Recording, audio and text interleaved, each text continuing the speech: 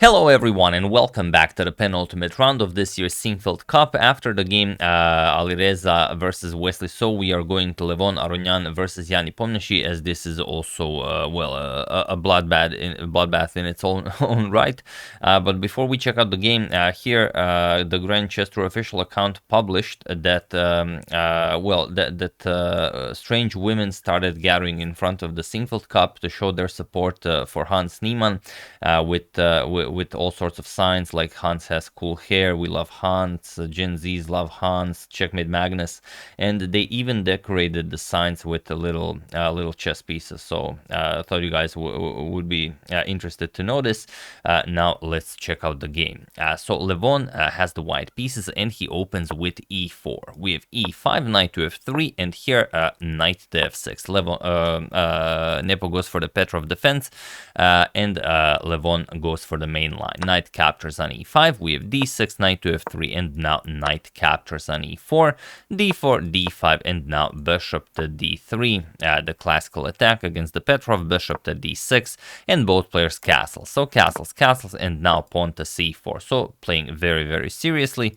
c6, rook to e1, and now bishop to f5. So again, all been played before. We have queen to c2, putting more pressure on that e4 square, and now bishop back to g6, and now pawn to c5 by Anand. And it's a very interesting position. Looks like a very anti-positional move, since you no longer fight for the center, but it has been played before by some very strong attacking players like Alexei Shirov, Vishwanathan Anand played it. They both won very nice games. And bishop back to c7. So here we have knight b to d2, and it is now, as of move 11, that we have a completely new game. Knight to c3 is a known move, but here Levon plays knight to d2, and now completely new territory. And now pawn to f5. And it's very interesting that knight to c3 is the engine's top recommendation. Knight b to d2 is the engine's second recommendation. However, it's saying that black will be somewhat better if you can play. Of course, you're not going to lose the game because of that move, but it's very interesting that the move Levon chose is he deviates with sort of not an improvement, but with a lesser move. But who knows what Levon prepared. So let's see how it goes. We have queen to b3, puts pressure on the b7 pawn, and now rook to f7. Now, of course, the pawn is defended indirectly. If you capture, then just bishop captures with check, and off goes the queen. So you can't play that. So after queen to b3 and rook f7, just bishop back to c2. We have h6 by Nepo, and now knight to f1. We have pawn to a5, preparing a4. So pawn to a4, and now knight to a6. We have bishop to d2, developing well, also stopping the knight from coming to b4, and you really don't care if black trades. If black trades, you will be very happy, as the knight here on e4 is basically untouchable. Now you're just going to capture, and you will enjoy this position. So here, bishop to h5, putting pressure on the knight on f3, and it's not all that clear how Levon should continue this. He plays rook a to d1, and now queen to f6. Nepo continues to put pressure on this d4 pawn. For the moment, the knight defends it, but the knight can easily be captured. And now it's not all that clear how to continue this. If you try something like bishop to c1, yes, you add another defender to the pawn, but then you allow the knight to jump to b4. And it seems like for the price of that one pawn, you are just allowing Nepo to activate his pieces a bit too much. So Levon decides to give it up. He plays knight to g3, attacks the bishop, and basically forces the trade on f3. So bishop captures on f3, queen captures on f3, bishop captures on g3. We have h captures, queen captures on d4, now grabbing that pawn, and bishop captures on a5. Now, if you're wondering why not bishop captures on h6, and I know some of you were wondering that because of queen to c4, or rather, even better, queen captures on c5. Now, the bishop is hanging, and also this bishop is hanging, so you would just blunder the game completely. So bishop captures on a5 opens up a discovery. Now comes queen captures on b2, grabbing a pawn, rook to e2, defending the bishop, and now knight a captures on c5. And this is the position that Levon probably saw when he decided to play this move, but the problem is he's down 2 pawns. And how do you play this? If you go for something like bishop captures on e5, of course now you are threatening to pick up the black queen, just d captures on e4. Now the white queen is hanging as well, and this is just completely lost. Your bishop here is still hanging, so you have to deal with that. Bishop back to d2, knight captures on a4, attacks the rook, and really no good move inside. Captures, and you are down 3 pawns. So of course, completely winning for Nepo. So after this knight a captures on c5, we have bishop back to e1. And now queen back to f6, not allowing any nasty discoveries with the bishop. We have pawn to a5 and now rook to d8. And now we have bishop back to b1. So Nepo is definitely better here. It's only a matter of how he will convert to this. So here he goes rook f to d7, doubles up on the d file, planning to move the knight. Then you start advancing the pawns. We have queen to a3, putting pressure on this knight, and also perhaps having some ideas of advancing the pawn at some point. So here pawn to d4 and bishop to b4, now threatening to win the knight here. So knight to a6 and now bishop back to e1. We have pawn to c5 as planned, and now it seems that c5, although it's a move you really wanted to play, now was not the time to play it. Instead of c5, you should continue with some other plan like knight to c7, and then you bring the knight, for example, to d5, then to c3, and so on. The problem is with the immediate c5 is that Levon has this beautiful g4. And now, of course, you cannot capture as you would just blunder the knight. So here, pawn to g6 by Nepo, and now comes queen to c1. It's very interesting that Levon does not want to play something like captures, and bishop captures. He just wins a pawn back, and after captures and captures, he has 2 rooks, a queen, a bishop. The Nepo's king is wide open, so he would have great chances to play this. Even though Nepo does have 2 connected pass pawns, the wide open black king would be very hard to defend. So okay, queen to c1, going after the h6 pawn, but now just king to g7.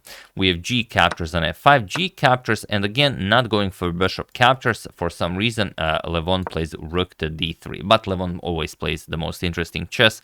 So who are we to question his, sort of reluctancy towards pawn grabbing? So here, rook to e7, and now rook to f3. You have to be careful. It's good that the rook is here because otherwise you just start capturing here and the queen hangs. So rook d to e8, and now we do have rook captures on e4. We have rook captures on e4, bishop captures, rook captures, and now bishop to d2. So what do you play here?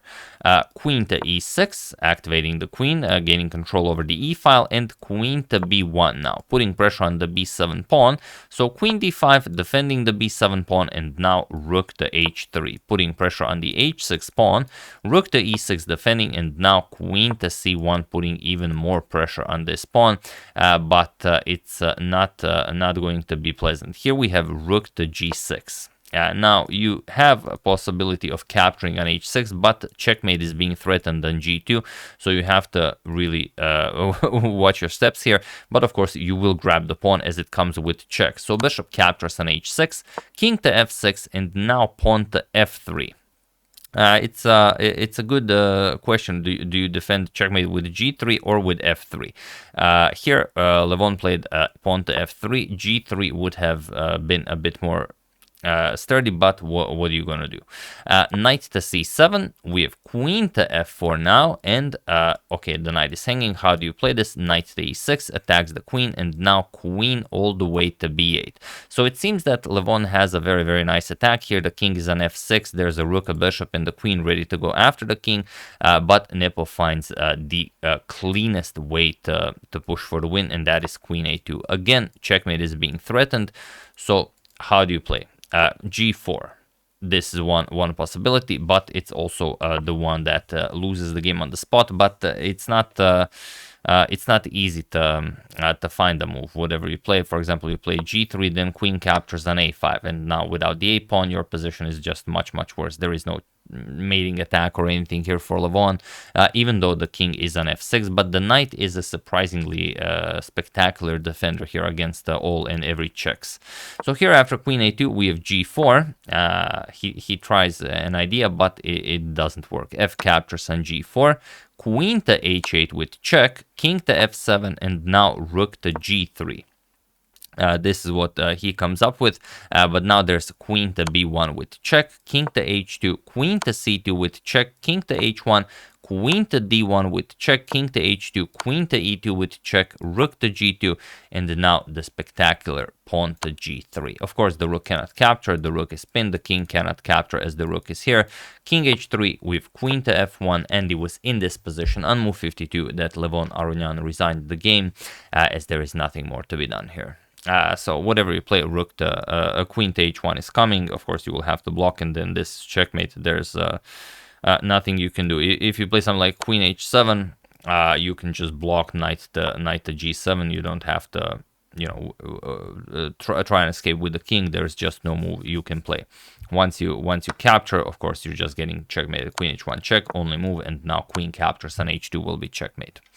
So very, very nicely done. Levon played very creatively, as he usually does. He deviated from the standard knight c3 with knight b to d2. Levon Nepo obviously knew how to refute the idea, as he, of course, well, knows a lot about chess theory, and he did get a you know, a good game. At some point Levon was even better, but you know, that's chess.